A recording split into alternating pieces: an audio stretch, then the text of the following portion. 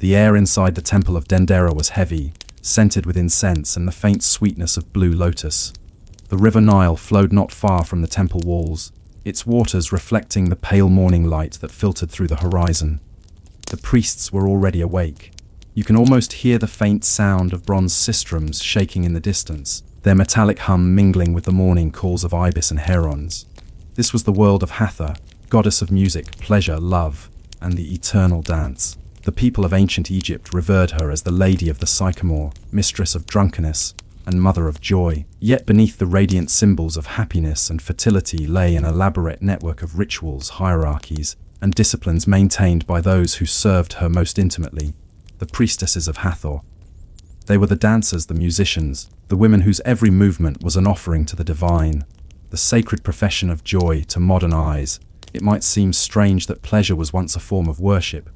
Yet, in ancient Egypt, joy and celebration were woven into the very fabric of the divine.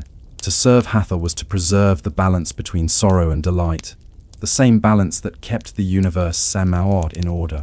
The women chosen to serve her were often from families of prestige or musical lineage. Some were trained from early childhood, taught to move with measured grace, to play the harp, the tambourine, or the double flute.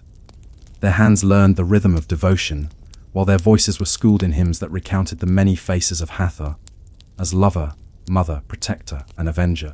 But their duties extended far beyond dance. The priestesses maintained the temple's purity, cleansing altars, preparing offerings of bread and beer, and tending to sacred mirrors and ornaments. Their daily routine was tightly regulated. At dawn, they performed ablutions in the Nile, their bodies purified by the cold river water. They then donned garments of finely woven linen, often translucent and perfumed with myrrh. Gold jewelry adorned their wrists and necks, not as decoration, but as a reflection of the goddess's radiance. Each day followed a rhythm older than any dynasty. The morning offerings, the midday hymns, and the evening feasts all revolved around the same idea: to sustain Hathor's joy, and through her, to sustain the world. The temple at Dendera, if you could walk through the halls of Dendera even now, you might see traces of their presence. The walls are covered with reliefs showing processions of women playing musical instruments, some holding sistrums, others casting flower petals in ritual gestures. These were not idle festivities. They were acts of divine maintenance, an ancient belief that sound, rhythm, and beauty nourished the gods themselves. The temple complex at Dendera was a city unto itself. There were workshops for incense making, quarters for acolytes, granaries, and ceremonial chambers that opened only during festivals. Beneath the temple lay a network of crypts where sacred relics were stored, small statues of Hathor, ceremonial instruments, and scrolls of hymns. The priestesses were organized in ranks, from novices to high priestesses, each with defined responsibilities. At the top stood the hairy Sasheta, the mistress of secrets, who oversaw sacred rites, including those not meant for public eyes. Some records hint that these rites involved ecstatic movement, controlled intoxication with wine or mandrake, and trance, like states meant to channel the goddess herself. It was not mere entertainment. It was transformation, for both performer and audience. The music of the sacred, the heart of Hathor's worship, lay in sound. The sistrum, a kind of rattle with metal rods that jingled when shaken, was her emblem. The priestesses played it to awaken the goddess from slumber and to ward off malevolent forces. The bronze would shimmer in the torchlight, each vibration believed to echo through the unseen world.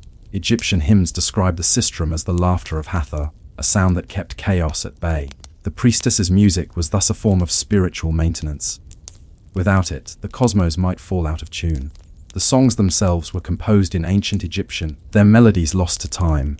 But the words that survive speak of longing and intimacy. Awaken, O Golden One, shine your face upon your servants. Let joy return to the two lands. The priestesses sang as they danced, their feet moving in patterns known only within temple walls. The rhythm was not for spectacle, but for invocation. Each gesture a petition for fertility, for the Nile's flood, for peace in the kingdom. And yet, the life of a priestess was not without stillness. Between festivals, many days were spent in silence, in meditation or study. They copied hymns, polished ritual objects, and kept vigil over the goddess's statue. The splendor that surrounded them was balanced by discipline and devotion. The festival of drunkenness once a year, the calm gave way to chaos, controlled chaos, sanctioned by the temple. This was the festival of drunkenness, one of Egypt's most curious and paradoxical rituals. It commemorated an ancient myth, when the sun god Ra sent Hathor, in her fierce aspect as Sekhmet, to punish humanity for its sins, she grew so bloodthirsty that she nearly destroyed mankind. To stop her, Ra dyed beer red and poured it across the fields. Mistaking it for blood, Hathor drank deeply, fell into a stupor, and awoke as the gentle goddess of love once more. Every year, the Egyptians reenacted this myth. Thousands would gather near the temples of Hathor. Wine and beer flowed freely. Music thundered through the night. The priestesses led the dances, moving in swirling patterns, shaking sistrums until dawn. What to modern sensibilities might appear as excess was, in their worldview, a sacred renewal. A way of remembering that joy, too, was divine. The people drank not to forget, but to remember. That life itself was a delicate balance between rage and tenderness, destruction and creation. The priestesses were the guardians of this balance. They ensured that what began as ecstasy never descended into chaos. Their movements were precise, their chants steady, guiding the crowd back toward harmony as the festival waned. The personal lives behind the ritual, outside the temple walls, their lives were less certain. Few records tell us what became of priestesses when their service ended. Some married scribes or artisans. Others remained in temple households for life.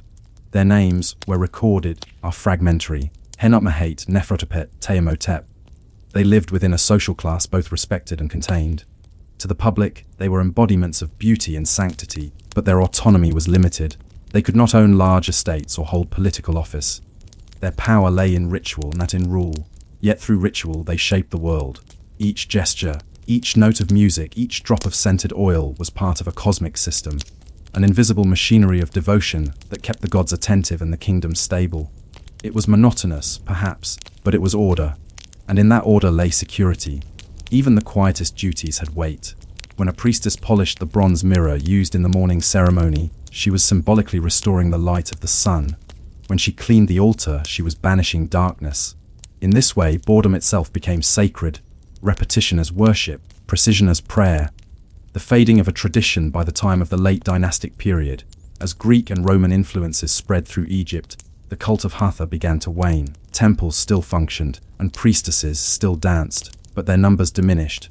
The goddesses of joy gave way to the saints of piety. The sistrum sound was replaced by the solemn hymns of new religions. The once lively festivals became memories etched into stone reliefs. But even in decline, the essence of Hathor lingered, in music, in dance, in the simple human desire for joy amid hardship.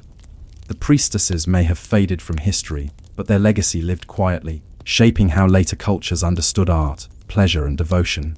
The Greeks compared Hathor to Aphrodite, the Romans called her Venus, yet none fully captured the Egyptian understanding that pleasure itself was a divine duty. And so, as the torches burned low within the temple of Dendera, and the last echoes of the sistrum faded into the desert night, one could almost sense the stillness of eternity. The priestesses, their hair perfumed, their linen robes whispering against stone floors, withdrew into the shadows, their duty complete for another day. They lived not for glory, but for balance. Not for spectacle, but for order. Their movements were measured, their devotion quiet, as if the universe itself depended on the rhythm of their steps. But one must wonder, as the centuries passed, and the world moved on without them, what truly became of their wisdom. Did the echoes of their songs vanish forever, or do they still resonate somewhere, faintly, beneath the noise of modern life? The temple was never entirely silent. Even in the stillest hours before dawn, faint sounds carried through its limestone halls, the rustle of linen garments, the crackle of oil lamps, the whisper of wind against the carved reliefs. The temple of Dendera was not merely a place of worship, it was a living organism, sustained by rhythm, ritual, and repetition. You can imagine the priestesses stirring from their reed mats as the horizon paled. Sleep was brief, for the goddess awaited her attendants. They bathed in the river before sunrise, as the first light glimmered across the Nile's surface. The ritual of purification was neither grand nor dramatic. It was methodical, a daily necessity like drawing breath. Each motion of washing, each murmured prayer, prepared the women to step once more into the divine machinery that defined their existence. The architecture of piety, the temple complex of Hathor at Dendera, was a marvel of endurance. Built and rebuilt across centuries, it reflected layers of devotion that stretched back to the Old Kingdom. Every inch of its surface was covered in inscription, not for decoration, but instruction. Hieroglyphs detailed which song to be sung at which hour, how offerings were to be prepared, how the goddess's statue was to be bathed, anointed, and adorned. Nothing was left to improvisation. Even the gestures of dance were codified, described in lines of sacred text that spoke of raising the arms in joy, turning the body in reverence, or offering the step of the lotus. To serve Hathor was to live within this architecture of precision. A misplaced gesture could offend the goddess, an impure thought could disturb the ceremony's balance. It is easy to think of ancient religion as spontaneous or emotional. Yet here, emotion was disciplined, trained, and shaped into exact forms. Devotion was a craft. The temple itself seemed to echo that same principle. From the massive pylons at the entrance to the inner sanctuary where Hathor's statue rested, every space guided the senses. From noise to quiet, from light to shadow. The deeper one went, the slower the world seemed to move. It was as though the temple itself demanded stillness. The hierarchy of service, not all who served in Hathor's temple held equal rank. At the lowest level were musicians and dancers, many of whom came from artisan families. They trained for years before being admitted into ritual performance. Above them were chantresses, women who specialized in hymns, reciting sacred verses that could calm or awaken the goddess. Higher still stood the Hathoric priestesses, who supervised ritual purity offerings and temple maintenance. At the summit was the high priestess, often of noble birth, whose presence alone was believed to link the temple directly to the goddess.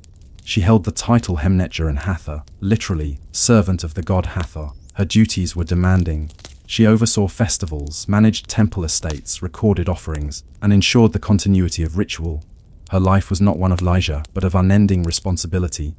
Inscriptions describe these women as pure of hand, pure of voice. They were not permitted to eat certain foods, nor to leave the temple grounds during ceremonial seasons. Theirs was a discipline of body and mind, a life of contained energy. Some modern historians call this system rigid or oppressive, but within its boundaries many priestesses found meaning. Their world was predictable, structured, a rare form of security in a civilization often subject to famine, flood, or foreign rule. The ritual of the morning awakening each morning, before the sun had fully risen, the priestesses performed one of the most important ceremonies in Egyptian religion, the awakening of the god. The goddess Hathor, represented by her cult statue, was believed to sleep through the night within the innermost chamber of the temple. The priestess's task was to awaken her gently, with sound and scent. The ceremony began with the striking of the sistrum, a bright metallic rhythm that shimmered through the still air. Then came the chanting of hymns, the lighting of incense, and the presentation of mirrors to reflect the first rays of dawn.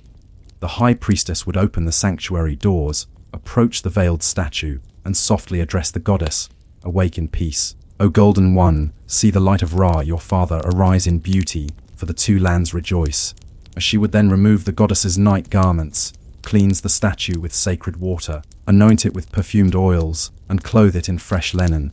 Gold jewelry was placed upon its arms and neck, and offerings of bread, beer, and flowers were laid before it. Every gesture had meaning. The cleansing symbolized renewal, the anointing vitality, the dressing the restoration of divine order after the chaos of night. To the priestesses, this was no metaphor. The goddess was awakening, and through her awakening, the world itself was renewed. The mathematics of music, the music that filled these ceremonies, was not improvised. It followed patterns that corresponded to sacred numbers, particularly 4, 7, and 12. Egyptian belief held that sound could shape reality, and that rhythm maintained the world's stability. The sistrum rattled 4 times to represent the cardinal directions. The harp played 7 notes to invoke the celestial Hathors, a group of 7 divine sisters said to oversee destiny. 12 beats marked the hours of daylight, mirroring the sun's journey. Each tone was precise, each silence deliberate. Inscriptions from Dendera and other temples show that priestesses often studied under temple scribes, learning the theory of music and its ritual significance.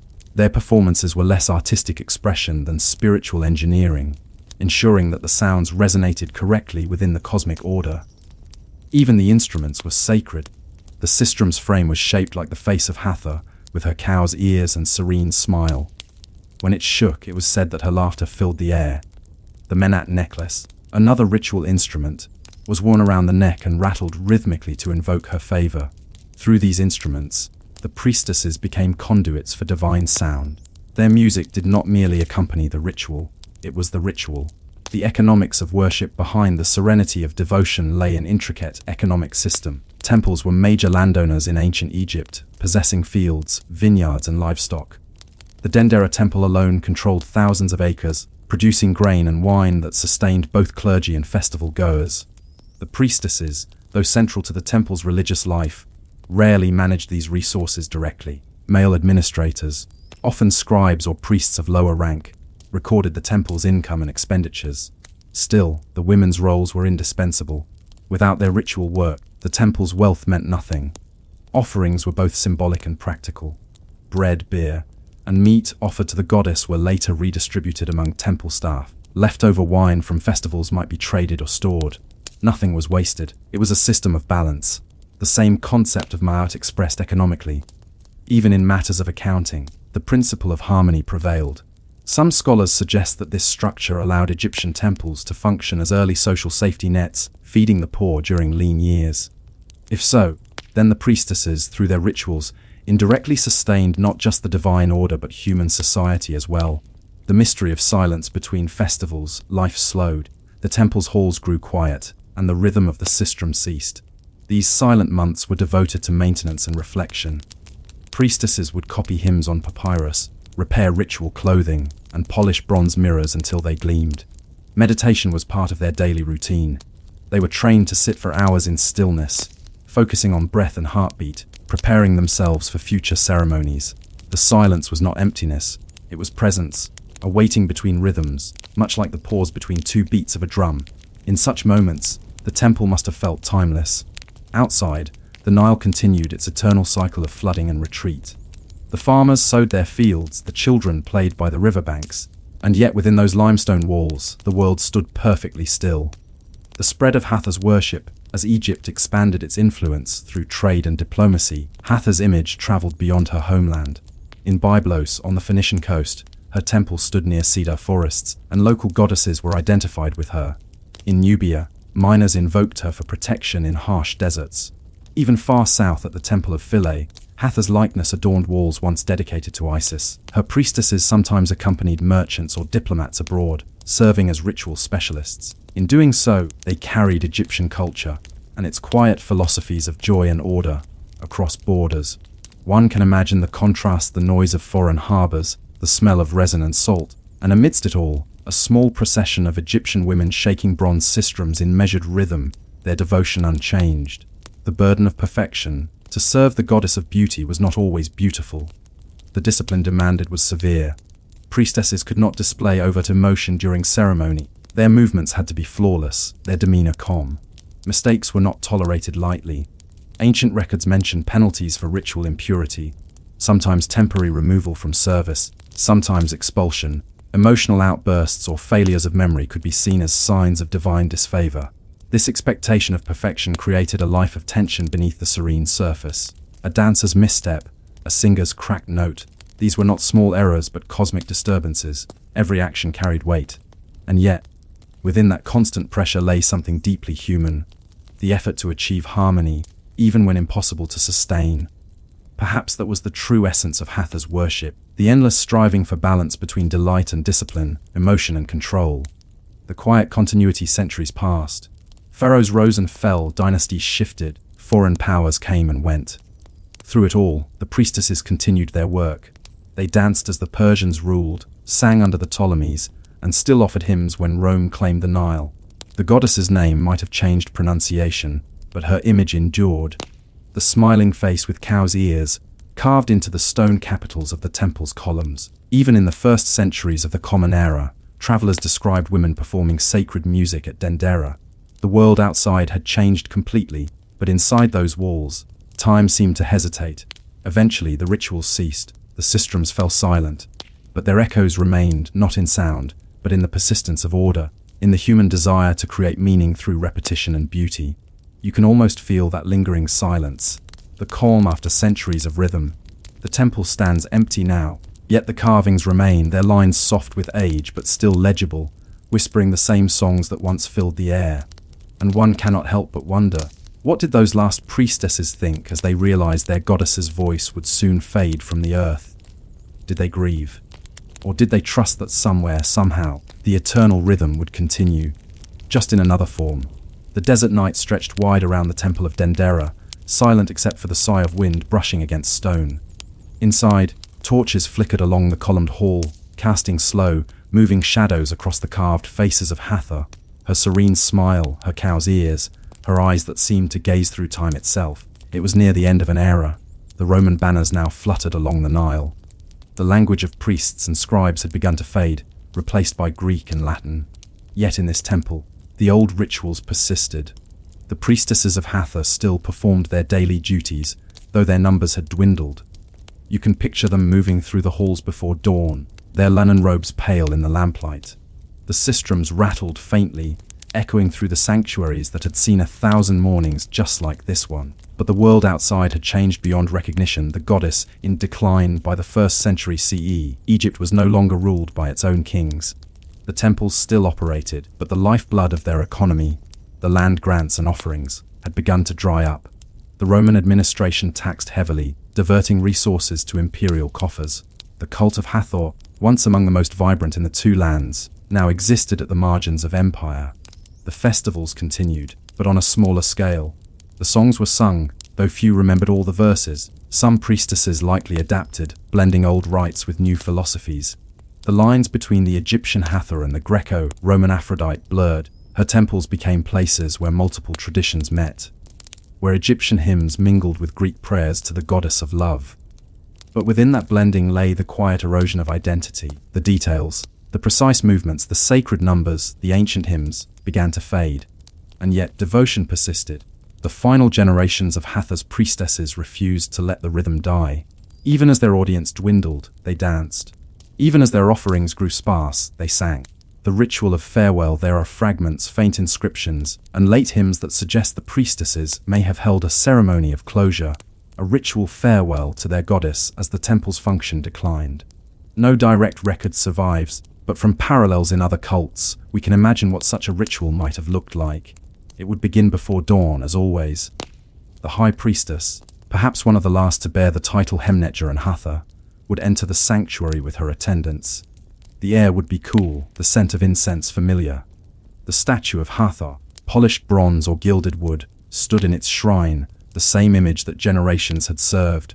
The priestesses would have bathed it one final time, anointed it with oil, and dressed it in linen. The sistrum would shake, softly, reverently. Then, perhaps for the first time, the chants would shift in tone. The hymns that once called upon the goddess to awaken might now speak of rest. Sleep, O golden one, return to the western horizon, for your house is silent, your children have gone to dust. There would be no crowd this time, no festival, no laughter, only the sound of the sistrum fading into the stone corridors. And as dawn rose, the last priestess might have closed the sanctuary doors, sealing the goddess inside. The temple, once alive with music and movement, would grow still. Life beyond the temple walls outside, the Nile continued its eternal cycle, flooding and retreating, nourishing fields that had fed Egypt since before memory. Life went on, indifferent to the fading of gods. Some of the former priestesses may have remained near Dendera, teaching music or serving in household shrines. Others might have joined the emerging Christian communities, adapting their sense of ritual and service to a new faith. In Coptic hymns centuries later, echoes of Hathoric music survive, rhythmic chants, swaying melodies, and the same reverence for the divine feminine, though now given new names. It is a strange continuity. Even when belief changes, rhythm remains. The gestures that once summoned Hathor's joy were not lost. They transformed. Even the act of ringing a bell in church or lighting a candle in prayer carries a faint memory of the old devotion, the belief that beauty, sound, and repetition can connect the human and the divine. The archaeology of memory. When the temple was rediscovered in modern times, archaeologists found its reliefs astonishingly well preserved. The ceilings still bore constellations painted deep blue and gold. Columns carved with Hathor's smiling faces rose like pillars of serenity. In one crypt, they found hidden shrines and ritual objects, small bronze sistrums, mirrors, and inscriptions that spoke of festivals long forgotten. Among these was a hymn, carved in delicate hieroglyphs. Sing to her, O women of joy, for she rises as the sun upon the hill. Her fragrance fills the temple, her laughter renews the world. It is difficult to read those words without feeling a sense of presence. Not divine perhaps, but profoundly human. Behind every carved line was a person, a dancer, a singer, a young woman whose hands once held that sistrum, whose voice once echoed through those very halls. Their names may be lost, but their devotion endures in the stillness of the stone.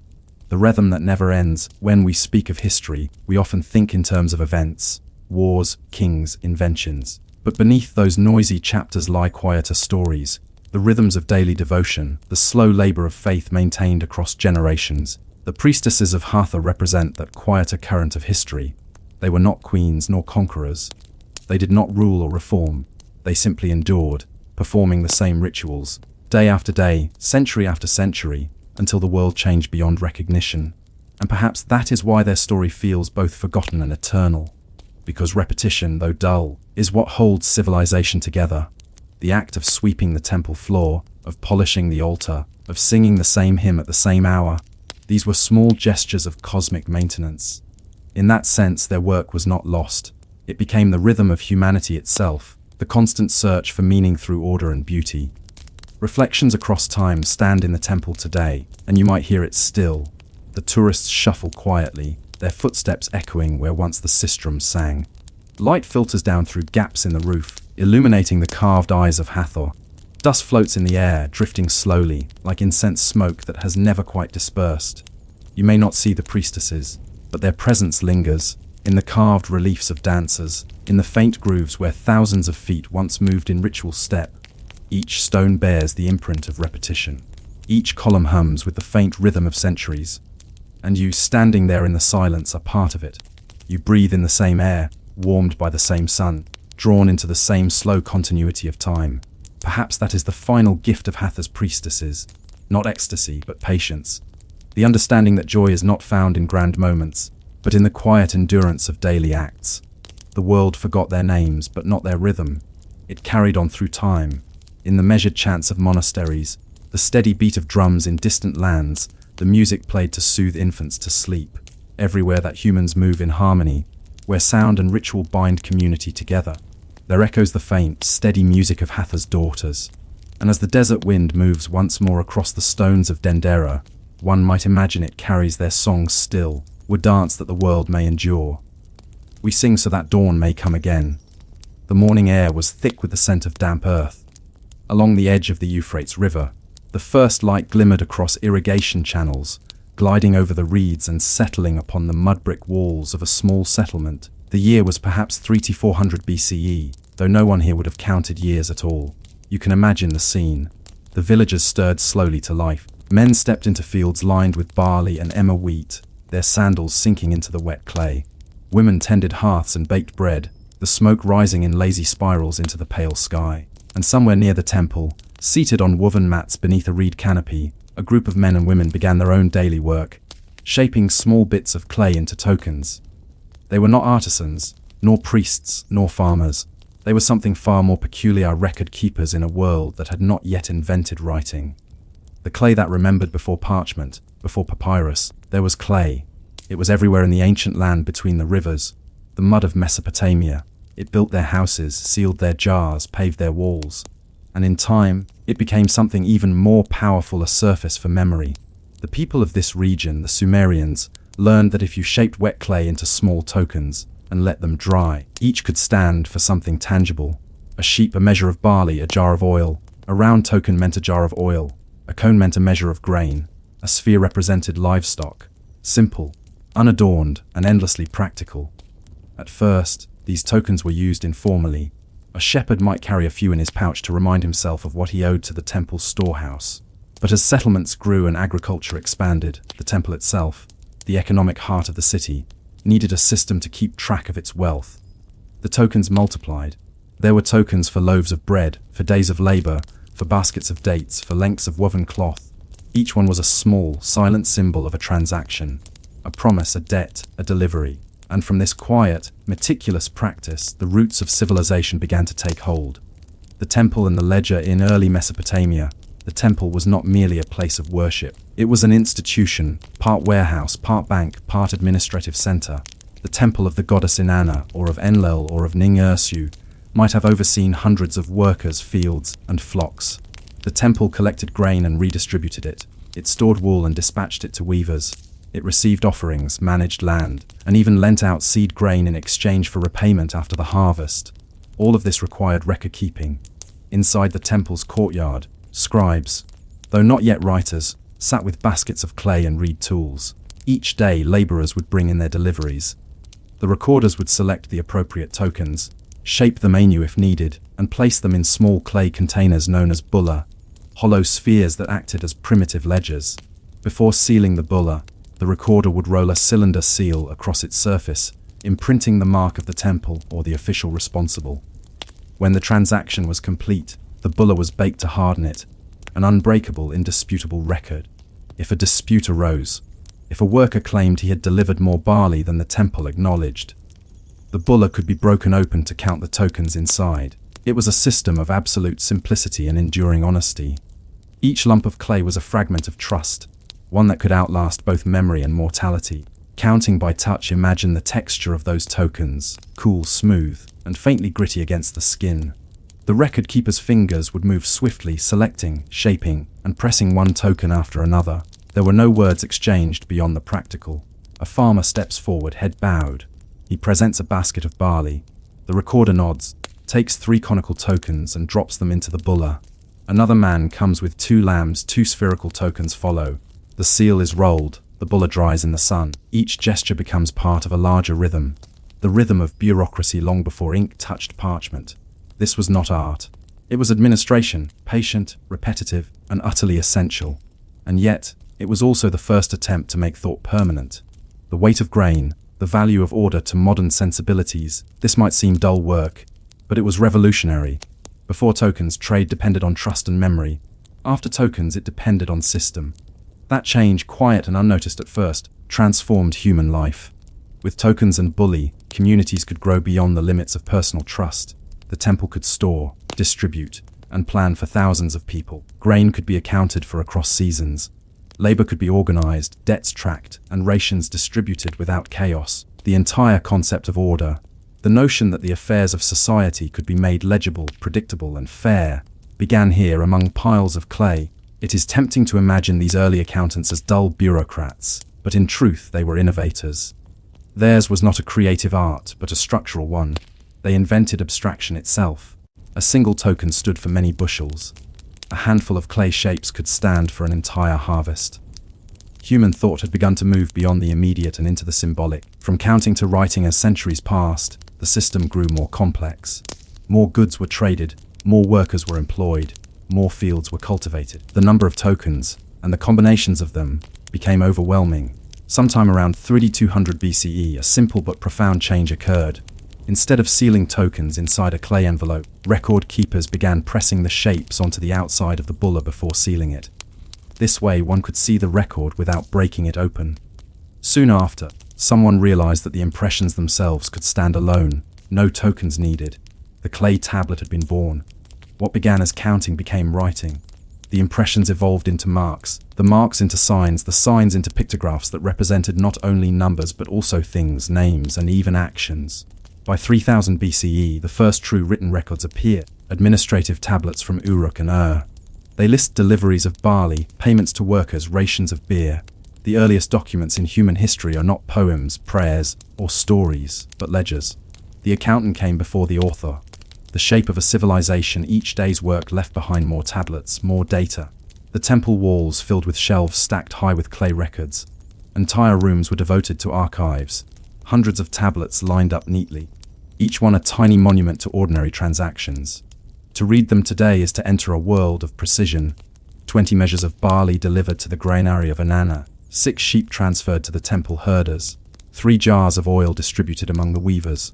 It is monotonous, yes, but this monotony is the heartbeat of civilization. Every city that rose in Mesopotamia, from Eridu to Lagash, from Uruk to Kish, relied on this rhythm.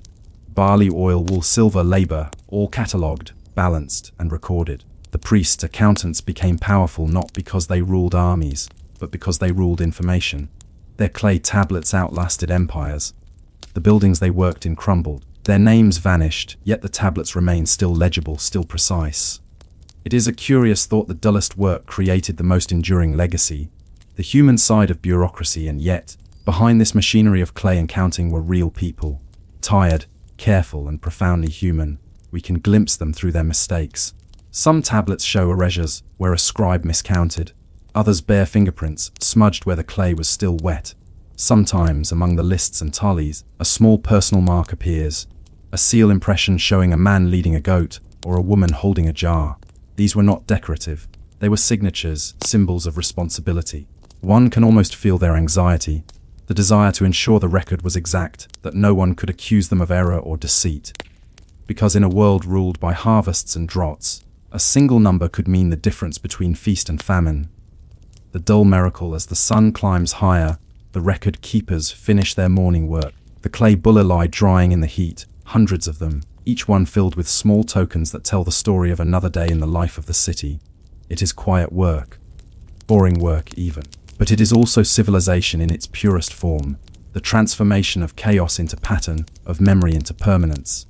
The same impulse that drives a shepherd to count his flock, a trader to mark his goods, a scribe to balance his account, is the same impulse that built laws, literature, and science. The world was not born in war or in myth. It was born here, in the slow, patient counting of grain. And yet, one question lingers as the record keepers gather their tools and wash their hands in the river's edgy.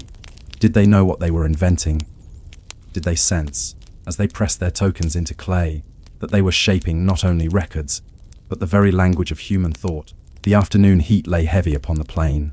From the high terrace of a temple, a ziggurat still raw and unadorned, the city spread below in pale, sun-baked silence. Narrow streets wound between flat-roofed houses. Smoke rose from hearths. Goats bleated in the distance. Somewhere beyond the fields, a caravan trudged slowly along the horizon, dust trailing behind like a veil. Inside the temple's shaded storerooms, life moved to a different rhythm. Here time was measured not by sunrise or harvest, but by entries, by clay, by tolly, by seal. This was no place of worship in the way we think of it. It was a warehouse, an office, and an archive, the first bureaucracy on earth. And at its heart worked the scribes, descendants of those who once molded simple counting tokens. Now with styluses cut from reeds, they pressed signs into wet clay, wedge-shaped impressions that would come to be known as cuneiform. The invention of administration, by the dawn of the 3rd millennium BCE, the Sumerians had begun to perfect their record-keeping into a vast and intricate system.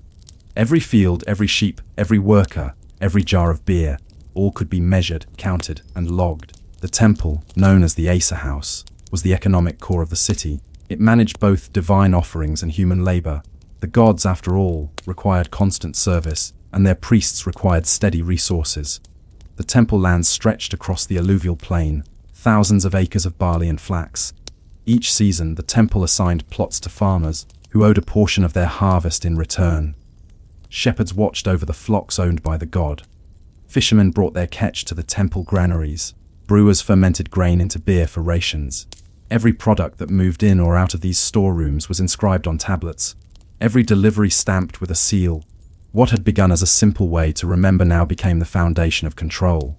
The rise of the scribe to manage all this data, a new profession arose, the scribe. In the cool corners of the temple, young boys sat cross-legged with tablets on their knees. Their instructors, older men with deep creases in their hands from decades of pressing reeds into clay, dictated signs aloud. Lugal, king, Fiorenu, barley, aga, worker. The students repeated the words, then pressed the symbols into their tablets with care. Their first lessons were not in poetry or theology, but in lists of grain, lists of tools, lists of occupations, lists of cities, lists of gods. It is almost comical to think that the first textbooks in human history were accounting manuals. But these boys were the custodians of something far greater than they could have known. They were shaping the world's first literate class, a group whose quiet labor would sustain empires for millennia. The language of clay cuneiform was not an alphabet, nor even a language at first. It was a system of marks, pictorial and numerical, a way to fix meaning in material form. The earliest tablets contained nothing but numbers and symbols for commodities. Over time, the signs evolved to represent syllables and words. A sign that once meant grain might also be used to represent the sound, say. This flexibility allowed scribes to write not only quantities but concepts, ownership, transfer, even the names of individuals. The dull clay token had blossomed into a full writing system. But cuneiform retained its origins in bureaucracy. Most surviving tablets from the 3rd millennium BCE are administrative in nature. Lists of workers and their rations, records of deliveries and debts. inventories of livestock and tools, correspondence between temple officials, a few religious hymns and royal inscriptions appear, but the vast majority of the writing was used to keep the machinery of society running smoothly. The earliest written word was not a poem. It was a receipt, the weight of bureaucracy. By the time of the city of Uruk's height, around 3100 BCE, the temple complex might have contained tens of thousands of tablets. Imagine the scene: rooms lined with reed shelves, clay tablets stacked in careful rows, their surfaces inscribed with wedge marks so dense they resemble fields of tiny footprints. Clerks moved quietly among them, carrying new tablets or fetching old ones. Every transaction, no matter how small, required documentation. A man requests a measure of oil for lamp fuel. A woman delivers 10 loaves of barley bread. A carpenter reports the repair of a temple gate. Each of these acts, ordinary, repetitive, and mundane, passed through the hands of a scribe. We might call it boring, but it was also an act of faith in order. Every mark on clay was a small declaration that chaos could be subdued by record, that the world could be understood and maintained through precision. It was, in its own way, a deeply spiritual idea, though its language was economic rather than divine. The seals of trust, because clay tablets were so easy to make, they were also easy to forge. To ensure authenticity, the Sumerians developed another remarkable innovation: the cylinder seal. Carved from stone, glass, or bone, these small cylinders were rolled across wet clay, leaving behind a continuous pattern. Each seal bore a unique design: geometric motifs, human figures, or divine symbols, serving as a personal or institutional signature. Seals were marks of identity, authority, and responsibility. A seal impression on a tablet said, "This transaction is approved. This record is true. This person stands behind it." The designs themselves are striking in their quiet intricacy. A priest leading a bull, a goddess standing before a tree, a line of worshippers lifting offerings. To hold one of these seals was to hold both power and obligation. A lost seal could mean ruin, a stolen one deceit. The seal was as much a symbol of trust as any contract or signature today. The economics of the gods in this world, the divine and the economic, were not separate. Every sack of grain, every loaf of bread, every jar of beer was not only sustenance, it was a gift to the gods. The temple functioned as both bank and altar, redistributing resources in the name of divine order. Workers who toiled in the temple fields received their rations from the same stores that held the gods' offerings. A scribe who marked the delivery of oil to a priest might also mark the offering of oil to an Anna. The line between sacred and secular did not yet exist.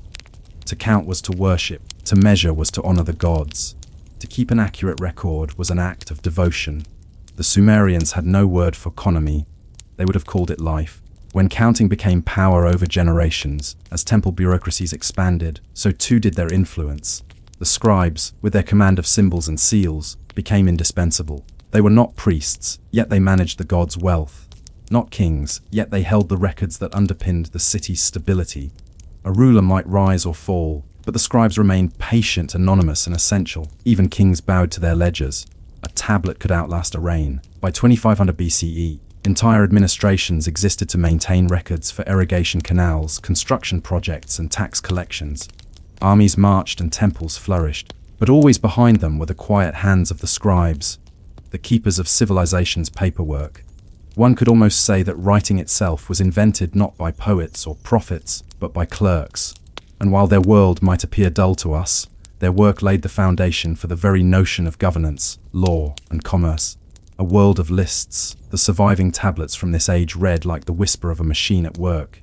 2 shekels of silver paid to the reed cutter. 10 jars of oil received by the overseer. 4 oxen for the festival of Ningirsu. They are endless and repetitive. And yet, through their repetition, we glimpse the hum of an organized society. It is in these tablets, not in myths or wars, that we find the first evidence of daily life. How people ate, worked, traded, and served their gods.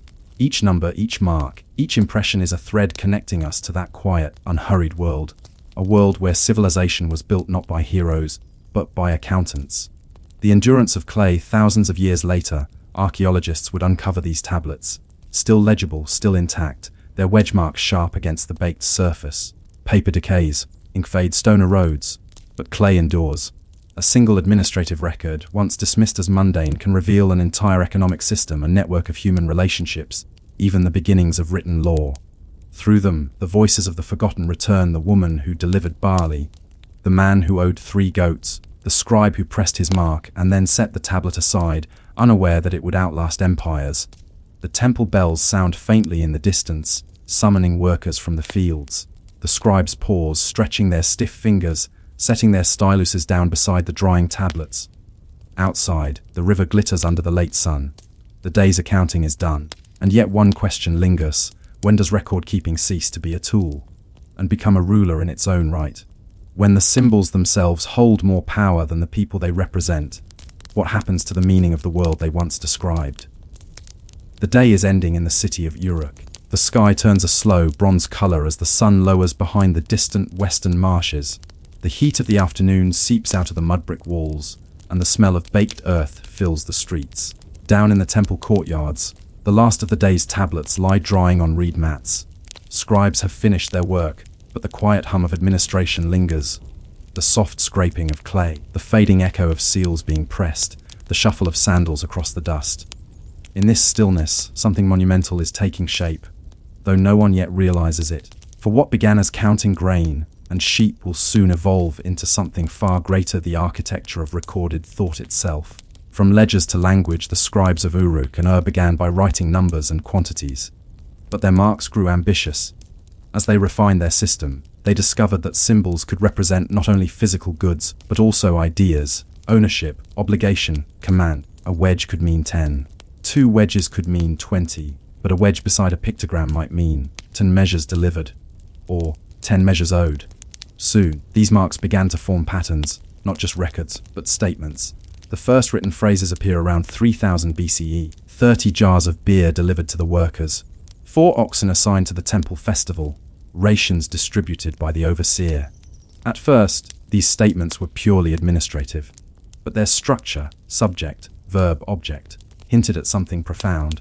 The clay had learned to speak, and from that moment, the boundary between accountancy and communication dissolved. The first laws in the order of society by 2500 BCE, Mesopotamian cities were thriving, or Uruk, Lagash, Kish, and later Babylon. With prosperity came conflict, and with conflict came the need for arbitration. Out of the scribes' ledgers emerged another innovation law. If a man owes another man 3 measures of grain, and the tablet says so, who enforces it? If a worker fails to deliver what he promised, or if a merchant disputes his payment, who decides? The temple's records provided a precedent. The tablets themselves became witnesses, immutable, impartial, enduring. From there, it was a small step to formal codes, lists of punishments and procedures, written to preserve fairness and memory. Long before Hammurabi carved his famous stele, smaller states like Ur-Neshnuna had compiled legal tablets, plain, bureaucratic, and absolute. The impulse that had once led a man to count sheep now led a civilization to codify justice. The scribe as historian. As centuries passed, the scribe's responsibilities expanded beyond accounting. They began to record royal decrees, military campaigns, and rituals. The scribes of Lagash chronicled the deeds of their rulers. Those of Nippur copied hymns to Enlil, the god of air and authority. But even these grander writings retain the same measured precision as their ancestors' lists. They are not dramatic, they are methodical. In the year the temple of Ningersu was built. In the year the canal of the goddess Inanna was completed. And each line begins with time, with the rhythm of administration. History, for the Sumerians, was not a story but a schedule, and so, from ledgers to chronicles, the same spirit endured the desire to preserve, to account, to make time itself legible. The archiver's memory deep beneath the ruins of ancient cities, archaeologists have uncovered entire rooms filled with tablets. Thousands stacked neatly on shelves, each one labeled and catalogued. These were not libraries in the modern sense. They were archives, the living memory of institutions. The archives of Ebla, Mari, and Ur are among the most astonishing discoveries in human history.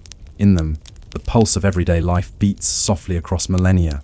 Lists of deliveries to the palace kitchen, inventories of copper tools, correspondence between distant governors, marriage contracts, receipts, and rations. Through these fragments, we see civilization not as a series of battles or kings, but as a web of responsibilities and exchanges. A world built on the slow, deliberate act of keeping track. Each tablet is a heartbeat of order against the endless tide of forgetting. The fragility of power, the endurance of clay empires rose and fell across Mesopotamia. The Akkadians under Sargon, the Babylonians under Hammurabi, the Assyrians, and later the Persians, each inherited and refined the same system of writing, the same method of record-keeping. Kings built palaces, raised armies, and proclaimed themselves divine. Yet, when their empires crumbled, it was not their statues that survived, but their records. Clay, once dismissed as humble, proved eternal. A single accounting tablet forgotten in a storeroom could survive fire, flood, and time itself. Centuries later, when archaeologists brushed the dust from those tablets, they were not resurrecting legends. They were resurrecting paperwork. A century of kings may vanish, but an accountant's mark endures. There is a quiet irony in that. The birth of abstraction, the tokens of the early temple counters, did more than record trade. They trained the human mind to think abstractly, to hold a clay cone and say, "This equals 1 measure of grain," is to separate the symbol from the thing. That separation, between object and idea, between reality and representation, is the root of mathematics, writing, and logic. In a sense, every ledger is a miniature model of the universe. It arranges chaos into columns. It gives shape to invisible relationships. The Mesopotamian scribes were not poets, but they created the first symbolic framework through which humanity could measure itself. From clay tablets came alphabets. From alphabets came philosophy. From philosophy came code, the digital language that governs our world today. The line from Sumer to Silicon runs straight through a buller of baked clay. The sound of bureaucracy, try to imagine the sound of that world.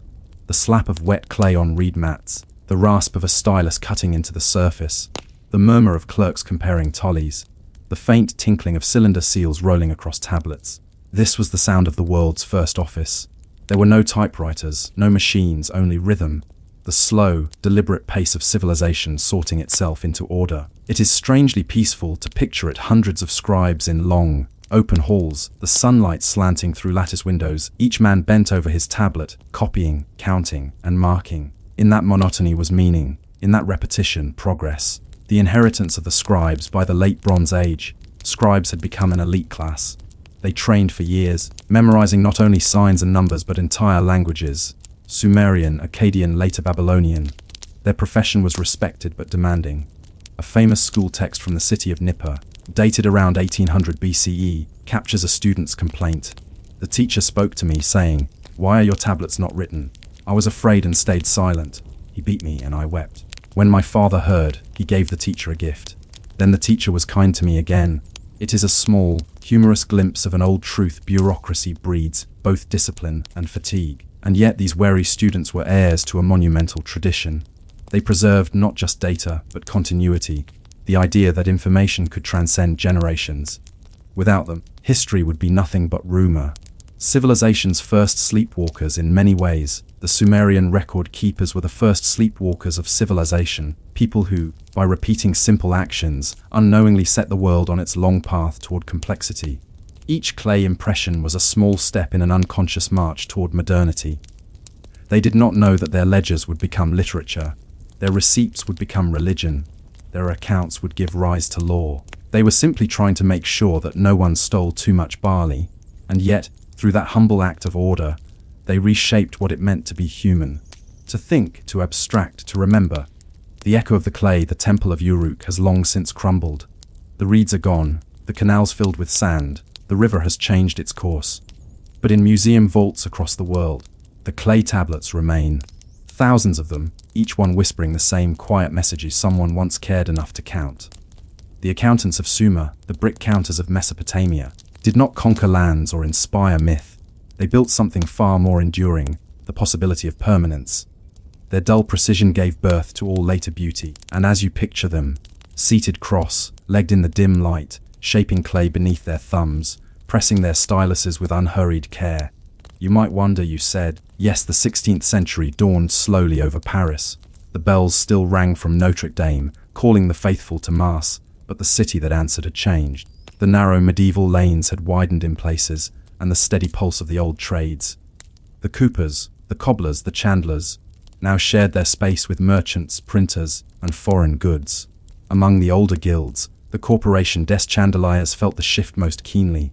For nearly 300 years, they had governed the making of light in Paris. Every candle that burned in a church or tavern bore their mark, their seal, their faint scent of tallow or wax. But now, new kinds of light began to creep into the city, light that did not belong to them. The waning monopoly of the guild at first, it was subtle. A few wealthy households imported oil lamps from Venice and Florence. elegant brass bowls that burned olive oil instead of fat.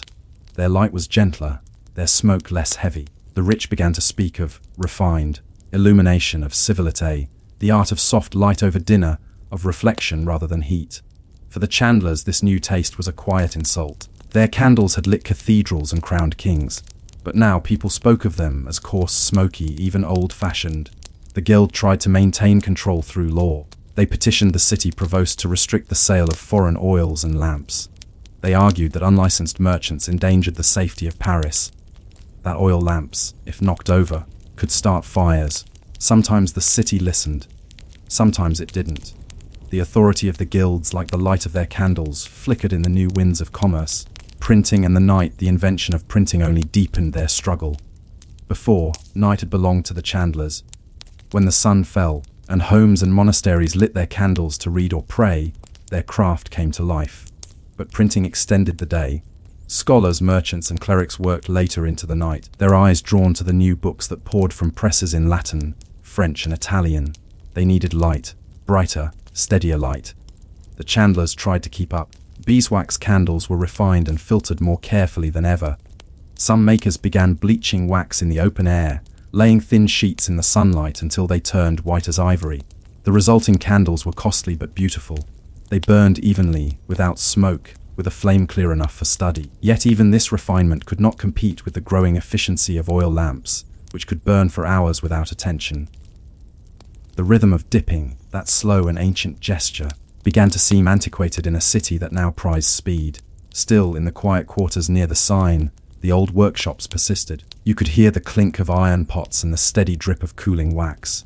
You could smell the same mingling of fat, lime, and smoke. Apprentices still whispered their prayers before the first dip of the day. For them, time moved differently. Faith and labor, the Chandlers' connection to the church, remained their greatest strength. The clergy still demanded beeswax candles. No substitute was acceptable on the altar. The wax, said the theologians, symbolized purity and divine order. Its slow, steady burn mirrored the endurance of the soul.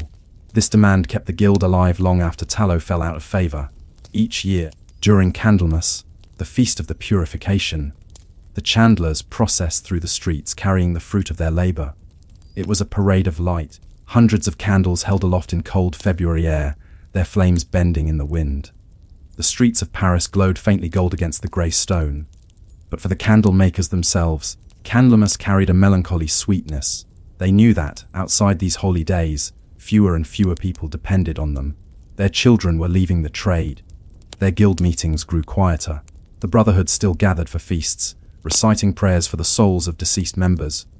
They toasted to Saint Genevieve, their patroness, and to the eternal flame of Paris. But beneath the songs and the owl, a silence settled, the kind of silence that precedes extinction.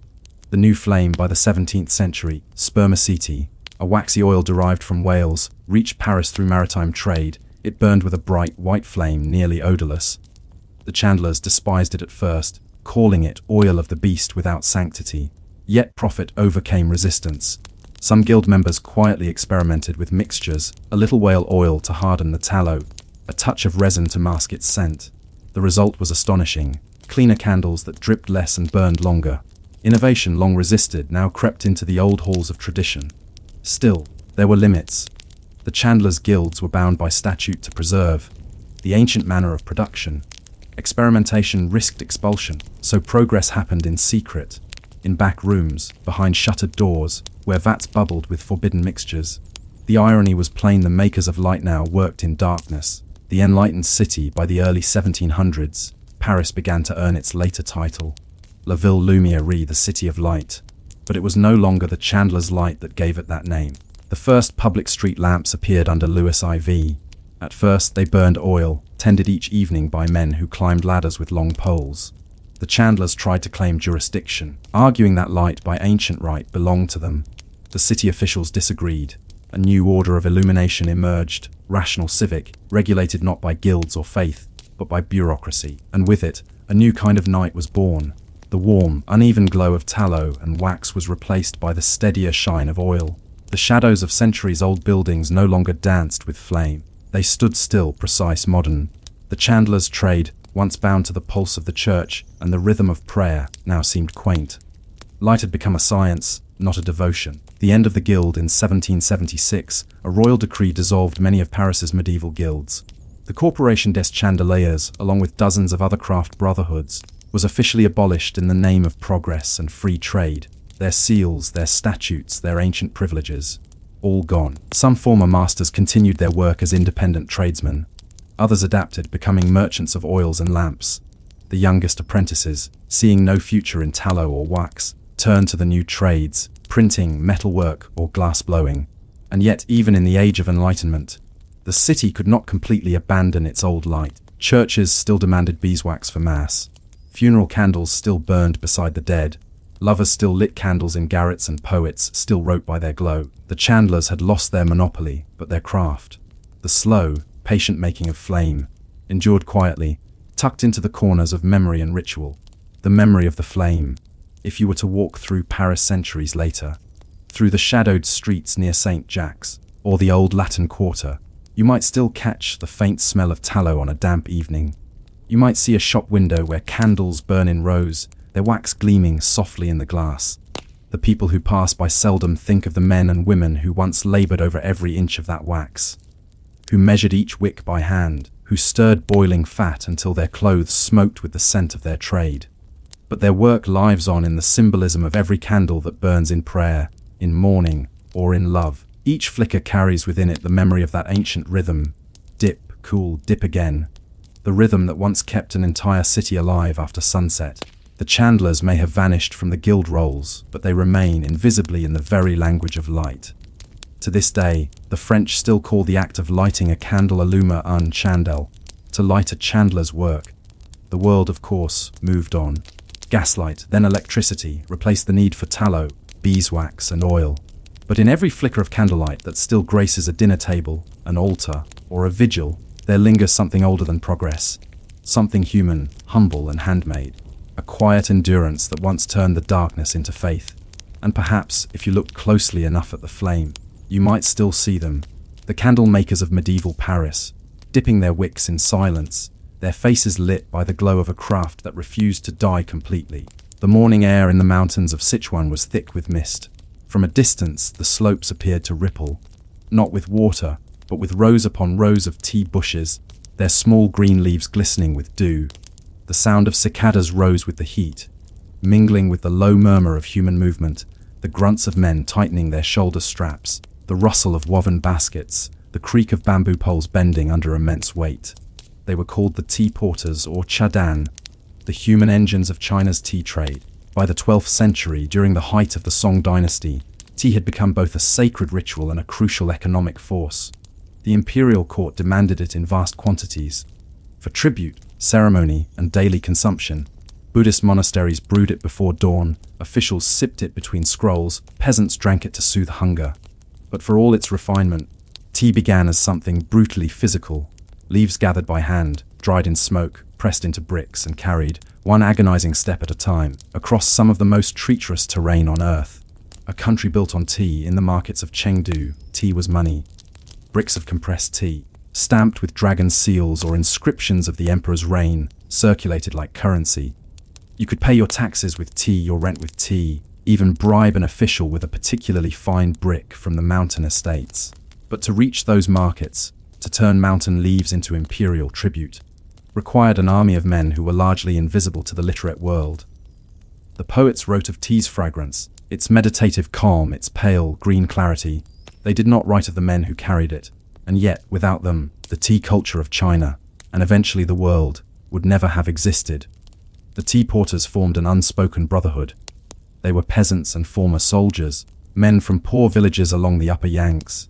They wore simple hemp tunics, straw sandals, and a broad headband of twisted cloth that soaked their sweat. Each man bore a load of nearly 200 pounds, 2 massive bricks of tea lashed to a bamboo frame that rested on their shoulders. To carry such a burden over hundreds of miles was an act of endurance bordering on the sacred.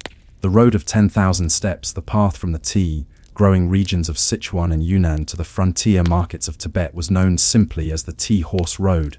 Chamagudao al Chamagudov. It wound through steep valleys and snow-fed rivers, across plank bridges, and over mountain passes where wind howled like a living creature.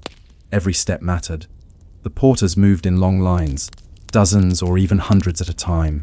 The sound of their progress was rhythmic, the slap of sandals on stone, the creak of bamboo, the faint hiss of breath. When they rested, they leaned their loads against poles driven into the ground, thick sticks carved with deep grooves from years of use. Some poles still stand today, their wood polished smooth by generations of wary shoulders. They began their journey at dawn when the air was still cool. Each porter measured his day not by the sun, but by the number of steps he could take before the muscles in his legs began to tremble. 10,000 steps, they said, made a good day. At midday, they stopped at roadside huts, simple shelters made of stone or thatch, maintained by local families. Here they boiled rice, mended sandals, and rubbed their shoulders with herbal paste. Then they walked again, their bodies bent almost double under the weight. By dusk, the mountains turned violet and the air smelled of pine. The porters collapsed beside their loads, sometimes too tired to eat. The only sound was the hiss of small fires and the distant rush of a river in the dark. Tea as tribute, the Chinese state did not merely love tea, it depended on it. For centuries, the government had used tea as part of its frontier diplomacy. The Tibetan highlands, barren of grain but rich in horses, traded with China in a structured barter known as the tea, horse exchange kamasid. In return for horses suitable for the imperial cavalry, the Tibetans received vast amounts of tea bricks. It was a delicate balance of logistics and politics, maintained not by emperors, but by the steady feet of the porters. Each year, caravans left from Yarn or Kangding carrying hundreds of thousands of pounds of compressed tea. Officials recorded every shipment meticulously, their ink-stained ledgers noting the origin, weight, and seal of each brick. But the porters themselves were nameless, their lives measured in broken backs and worn sandals rather than in characters on a page. Still, they understood their importance. To carry tea for the state was a kind of honor. One chronicler of the Ming period recorded a porter's words, "Without us, the emperor does not drink, the horses do not eat, the monks do not wake." It was a simple truth. Civilization in all its finery rested on the shoulders of men who would never see it. The weight of labor, the human body, it turns out, can adapt to almost anything, even to the constant burden of 200 pounds. Porters trained themselves through repetition. Some began as boys, carrying small bundles of wood or grain up the same paths their fathers walked. Their muscles thickened over years, their spines curved, their necks and shoulders developed deep calluses, not scars, but pads of hardened flesh like those of a beast of burden. They moved slowly, but with an astonishing precision. A practiced porter could balance his load on a single foot while adjusting the bamboo frame with the other hand. He could rest his pole against a tree, lean forward slightly, and relieve the pressure for a few seconds without setting the load down. Their stamina became legendary. Local sayings in Yunnan compared them to iron oxen. But the work took its toll. Many suffered joint deformities or lost their sight from exhaustion and altitude. Some fell from cliffs or drowned crossing swollen rivers. Their deaths were rarely recorded. The tea kept moving, the line kept walking. The language of the road over generations, the tea porters developed their own small culture. Part language, part ritual. They marked distances not in lie, the Chinese mile, but in rests, the number of times one could set down the pole before reaching the next post. They whittled tiny charms from bamboo or bone to hang from their frames, small fish for protection, carved turtles for endurance. There were songs too, slow, rhythmic chants that matched the pace of their steps.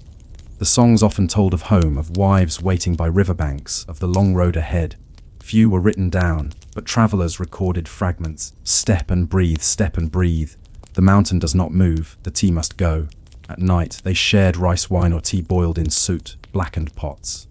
The bitterness of the tea seemed to cut through the ache in their muscles. Some said it tasted of the earth itself, a flavor that belonged to those who carried it, not to those who drank it in porcelain cups. The unseen empire in Chengdu or Hangzhou, tea was elegance. Scholars debated the proper temperature of water and the shape of bowls. Artists painted delicate scenes of mist and mountains on porcelain cups. But none of those refined ceremonies could exist without the invisible network that fed them. A web of human motion stretching from jungle to palace. The empire depended on what might be called slow logistics, not the efficiency of roads and wheels, but the endurance of bodies. The tea porters were the circulatory system of a civilization obsessed with refinement. They carried not only tea, but salt, silk, and medicines. They brought news, rumors, and small gifts from one valley to another. They were, in a sense, the pulse of China's interior. Yet even as their labor sustained an empire, their names vanished into silence. Official histories rarely mentioned them. Their tombs, if they had any, were unmarked. Their stories survived only in the footprints worn into mountain stone, grooves deep enough that, in places, they remain visible even today. The paradox of TT in the end was both light and heavy.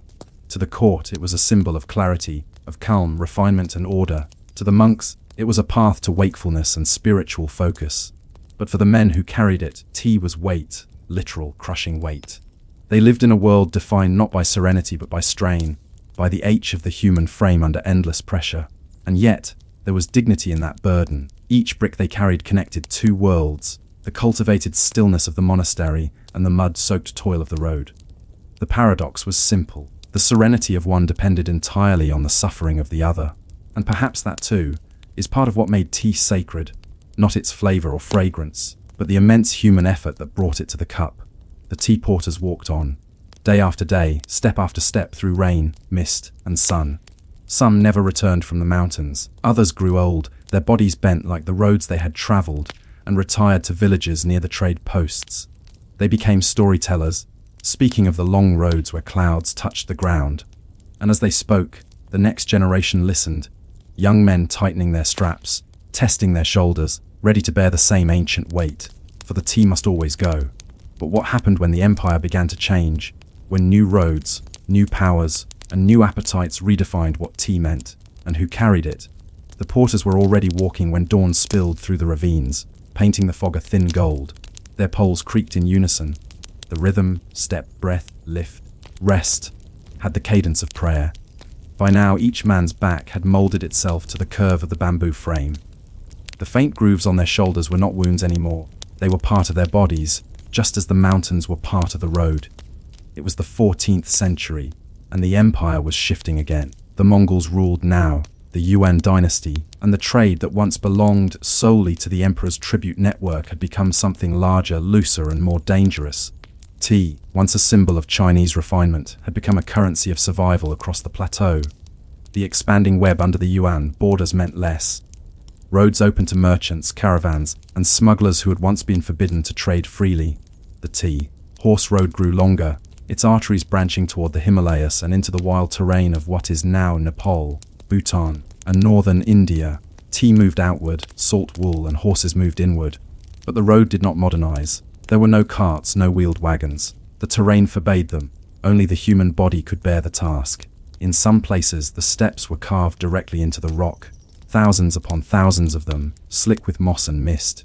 When it rained, the road turned to a river of mud. When it froze, the bamboo poles cracked under the strain. Yet the men continued. They were paid by the load, not the mile, and every delay cost them food. The work was cruelly simple. The state issued tea as tax or tribute. Merchants bought or bartered it from the officials. Porters carried it to the frontier. Some never saw money at all. They worked to pay off debts, or to earn a handful of rice and shelter for the night. There was no coin that could measure the true value of what they did. Of tea and horses, the barter that gave the road its name, chama, tea for horses, was a delicate, shifting balance. The highlands needed tea not only as a luxury, but as a medicine. The Tibetan diet, heavy in meat and butter, lacked greens, and tea provided the minerals and caffeine that kept nomads alert in the cold. It was boiled strong, with salt and yak butter, turning the clear drink of Chinese scholars into something thick and savory, a meal in itself. The Chinese, in turn, needed horses. The northern plains and mountain borders demanded constant patrols. Without horses, there was no army. Without tea, there was no trade, so every brick mattered. Each porter's load was part of a chain that fed both war and peace. An empire of burden built on small, anonymous steps. A day's march began in darkness. Before sunrise, the porters gathered by the roadside, tightening their headbands and adjusting their loads. Some tied small charms of red thread around their wrists, invoking the mountain gods. Others spat once toward the east, a gesture of respect for the road. They walked in silence at first, saving their breath. By mid-morning, the mist began to lift, revealing the staggering scale of the land cliffs that dropped into cloud, terraces cut into the mountainside like steps for giants, thin bridges of planks swaying over roaring rivers. Sometimes the path narrowed to a single foot's width, with nothing but empty air to one side. When they reached these sections, the line slowed. Each man placed his foot in the exact print of the one before him. No one spoke. The only sound was the steady rasp of sandals on stone. If one man slipped, the load could drag him and the man behind him down the slope. In those moments, even the strongest felt the nearness of death. Not dramatic, but intimate, constant, like the weight on their shoulders. At night, they camped together in mountain huts. The air was thin, the fires small. They boiled tea from the cracked ends of their own loads, dust and fragments that had fallen loose, and mixed it with a little rice or barley flour. The bitter taste was comforting. It was the taste of endurance. Merchants and monks, as trade grew, the road became a corridor of faith as well as commerce. Buddhist monasteries lined the route at key points, offering shelter and food to travelers. The monks considered the tea porters a kind of living penance, men who purified themselves through suffering. In return for bowls of hot tea and rice gruel, the porters helped carry stones, repair walls, or fetch water from distant springs. Some porters took to chanting along with the monks at dawn, repeating the Heart Sutra in rough accents. A few even shaved their heads and stayed behind, trading one form of endurance for another. But most moved on. The road allowed little room for stillness. Merchants, meanwhile, transformed the tea trade into a private empire. Rich families in Chengdu and Yon controlled the most profitable routes, hiring porters by the hundreds.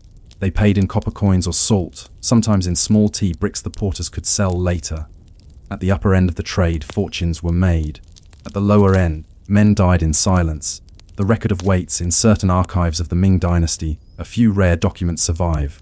Contracts between tea merchants and porters. They are brief, formulaic, written in brushstrokes that have faded to grey. The bearer agrees to carry 200 catties of tea from Yayan to Kangding. He will receive 30 cash for each day walk. Should the tea be lost, he will repay its weight in labour. It was a simple contract, but the terms were merciless. A porter who stumbled into a river or lost his load to bandits could not repay the value of the tea, sometimes worth more than his entire village. Many entered lifelong debt, bound to the trade as indentured men.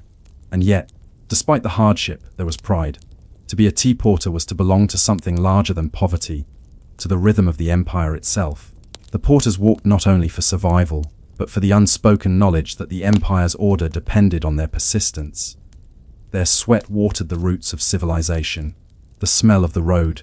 If you had stood by the roadside on a humid day in midsummer, the first thing you'd notice would not be the sound, but the smell. It was the smell of bamboo and salt, of sweat and tea leaves, of damp cloth and ash. The road itself carried a scent, an earthy tang of crushed leaves and smoke from the drying kilns. When the porters passed, they left behind this faint trace, like incense burned in motion. To those who lived along the road, it was a familiar, almost comforting aroma, a sign that trade was alive, that the world still moved. For the porters, it was the smell of labour, of living halfway between the cultivated and the wild. The road belonged to no single place. It was its own world. The mountain gods, every porter knew that the mountains were alive. Before the steepest climbs, they would stop to make small offerings. A few grains of rice, a piece of dried tea, sometimes a lock of hair. They placed these on flat stones or small cairns beside the path. The wind would scatter them, carrying the prayers upward. The gods of the mountains were not like the ones in temples. They were vast, wordless, indifferent, but they were also close. A sudden rock slide, a broken bridge, a burst of fog could erase dozens of lives in a heartbeat. To survive was to be humble before them. Even the merchants in distant cities respected this invisible religion. They never began a new caravan without first burning incense and whispering the old words, "Let the road open." And somehow, most of the time, it did. The cost of the empire by the late Ming, tea had become one of China's most valuable exports. The trade brought wealth to the court and culture to the world. It crossed oceans, filled ships, and reached the tables of Europe. But behind that global elegance, behind every painted teacup and delicate ceremony, lay the invisible cost of human bodies. Each sip of tea represented thousands of steps through rain and rock, thousands of pounds lifted and carried, thousands of lives shaped by endurance. The tea porter's world was not the polished world of porcelain, but one of cracked sandals and aching joints. And yet, it was precisely this world that sustained the other. Civilization, in the end, was not built by comfort, but by repetition, by the countless, ordinary gestures of people who kept moving forward even when the world never saw them. The whisper of change in the 17th century, change began again. The Qing dynasty unified China and brought new order to the frontier. Roads improved, state caravans were reorganized. Horses were still traded, but tea began to move farther, to Mongolia, to Russia, and eventually beyond the Great Wall. Some porters found new routes. Others were replaced by pack animals and organized convoys. The human rhythm began to fade, but not completely. In the steepest regions of Yunnan and Sichuan, the road remained impassable to carts. The porters kept walking, their sandals striking the same stones their fathers had worn smooth. Their work had become an echo of an older world, a world where the empire depended not on engines but on endurance. They did not yet know that steam, iron, and ships would soon replace them entirely, that their centuries of slow motion were nearing their end. The tea porters of the Ming and Qing dynasties carried more than tea. They carried the very idea of connection, of a civilization linked by effort rather than speed. But what happened when that rhythm was broken? When steam and steel entered the mountains, and the human pace of the road was lost forever? The road, in the end, was not conquered by mountains or weather, but by speed. By the 19th century, the world was moving faster than the porters could walk. Ships carried tea from China to India, from India to London, and from London to the world. Steam power and imperial ambition had transformed the humble leaf into a global commodity. And somewhere, high in the mountains of Sichuan and Yunnan, the last of the tea porters still carried their loads, slowly, steadily, their bamboo poles creaking against the silence of an age about to vanish. The enduring steps in the villages near Yan. It was said you could still hear them before you saw them. The sound came from far down the valley. The hollow thump of bamboo on stone, the grunt of men straining against gravity. The rhythm was older than the dynasty itself. The porters still rose before dawn. They still tightened their headbands, rubbed their shoulders with oil, and set out into the mist. But the cargo they carried no longer went to the imperial stables or monasteries. It went to merchants, private traders, and new frontier outposts. The state's great tea horse exchange had faded. The horses of Tibet and Mongolia now reached China by other routes, cheaper, faster, and carried not by men, but by caravans of mules and donkeys. Yet in the most remote corners, the human road persisted, because no animal could match a man's judgment on a mountain path barely wider than a sandal's width. Each porter walked alone now or in small groups of 3 or 4. The great caravans of hundreds were gone. The road had become quieter, not dead, but half asleep. The foreign intrusion when the British East India Company began cultivating tea in Assam and Ceylon, the center of gravity shifted. China's monopoly, built over centuries of cultivation and trade, began to crumble. Foreign merchants appeared in the port cities, Guangzhou, Xiamen, Shanghai, demanding faster, cheaper tea. They wanted leaves, not bricks. Loose tea was easier to pack, easier to ship. In the mountain villages, the change was confusing. The great brick presses fell silent. The porters, whose entire livelihood depended on the weight of those compressed bricks, suddenly found themselves without work. Some adapted, carrying sacks of loose tea instead of pressed bricks. Others turned to salt or grain. Many simply returned to farming, their bodies too broken to continue the road, but a few refused to stop. To them, carrying tea was not only a trade but a kind of duty, a link to something eternal. They said the road needed to be walked, or it would forget itself. The invention of forgetting in the lowlands. Railroads arrived.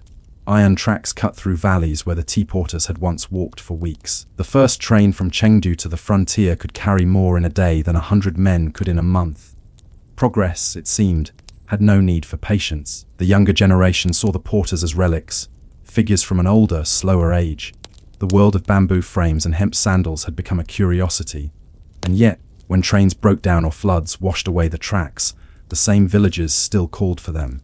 They would come, as they always had, shoulders bent, steps slow but sure, carrying whatever needed to move rice, salt, medicine, even mail.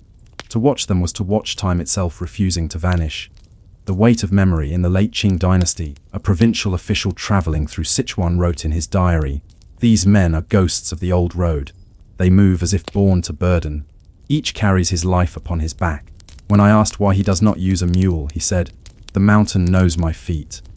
There was something sacred in that stubbornness, an understanding that endurance itself was a form of honor. By then, the tea porters were almost entirely gone from the official economy, but their presence lingered in language and ritual. In villages, when children complained about hard work, elders would still say, "Do not cry." The tea men carried the mountain. In local festivals, Miniature bamboo frames were carried in processions, a quiet tribute to those who had once linked the valleys and monasteries, the tea fields and palaces. The road itself, the tea horse road, remained, scarred, eroded, half swallowed by forest. In some places, stone steps worn by centuries of feet sank into moss. In others, bridges had collapsed, leaving only the stubs of wooden beams jutting out over ravines. Travelers in the early 20th century who ventured into these regions often mistook the ruins for ancient temples or forgotten shrines. They were not. They were the remains of logistics, of motion, of human persistence made stone. In remote stretches near Kangding, some porters still walked. They carried salt from the plains to the plateau, returning with wool, herbs, or silver. The journey could take 3 months. They wore padded jackets, bamboo hats, and sandals reinforced with hemp rope. Their faces were darkened by sun and wind, their voices low and measured. They spoke little, conserving air for the climb. Each step echoed the same rhythm that had carried empires. Tea and time. By the early 1900s, tea had become truly global. In London, afternoon tea was an institution. In Calcutta, it was industry. In China, however, the roads that had once made tea possible were collapsing into history. The irony was immense. The world now drank more tea than ever, yet the people who had built its foundations were forgotten. Still, the act of carrying remained symbolic. During the Republican era, propaganda posters celebrated the endurance of the people, often depicting strong, simple workers carrying burdens uphill. Few realized these images drew from the memory of the tea porters. Even in art, they had become metaphor, endurance personified, stripped of their names.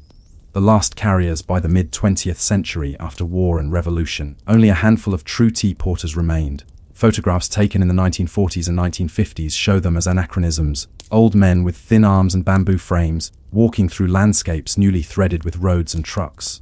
One such image, taken near the village of Moxie, shows a single porter on a steep stairway, his frame piled high with tea wrapped in hemp cloth. The caption simply reads, "The old way." He is bent nearly double, but the balance is perfect. His feet grip the stone as though molded for it. Around him, the forest blurs, movement caught in stillness. Soon after, the road fell completely silent. The return of silence decades later, archaeologists and travelers began to rediscover sections of the tea horse road.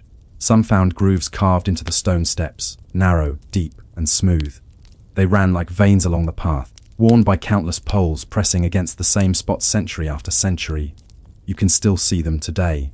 If you place your hand in one of those grooves, the surface feels cold and impossibly smooth, as though time itself has been polished into it. That is all that remains of the men who walked there. Not monuments, not names, but the traces of weight pressed into the earth by repetition. Legacy of the burden. What then did they leave behind? Not wealth, not monuments, but a lesson, quiet, invisible, enduring. They showed that civilization, no matter how refined or global, rests upon the simplest of human acts, the willingness to carry something forward. The tea porter's burden was not only physical, it was existential, to keep the road alive, to connect people who would never meet, to move something precious across impossible distances. Their story ends not in tragedy, but in transformation. The road they walked became metaphor, memory, and myth, a reminder that progress always begins with someone willing to walk slowly. The weight of a single leaf tea today is effortless. You drop a bag in hot water, the leaves unfurl like a quiet ghost of another world. But if you listen closely as the steam rises, you might hear it. The echo of footsteps on stone, the creak of bamboo, the steady rhythm of breath. The tea still carries the memory of the hands and backs that bore it. The leaf is light, impossibly light, but history has made it heavy. And somewhere in the mountains, where mist still clings to terraces of forgotten tea bushes, the old road waits beneath the moss. Not gone, only resting. Because roads, like memory, never truly die. They simply grow quieter until someone walks them again. The world drinks, unaware of the weight it once required. And one might still wonder, in gaining the speed of modernity, did we lose the patience that made such endurance possible? You walk upon a Roman road without realizing it. Perhaps it lies beneath the asphalt of a modern highway, beneath centuries of sediment and repair, or perhaps it still cuts across a field somewhere in Italy, Spain, or Britain. A narrow, raised path flanked by crumbling stone walls and weeds. It is silent now, but it once sang with iron-shod hooves, creaking carts, and the rhythmic steps of legions marching toward eternity. The Romans built these roads for war, and yet over centuries, they became the veins of peace. Their story begins long before marble emperors or gilded triumphs, in the mud with nameless men and unyielding stone. The idea of the road before Rome became Rome. The world's roads were fragile things. Footpaths worn by animals and tribes, washed away each rainy season and reborn with every migration. The Etruscans, who ruled central Italy before Rome's rise, had built rudimentary stone tracks, but these were local, temporary, and mostly ceremonial. Rome's genius was not invention, but organization.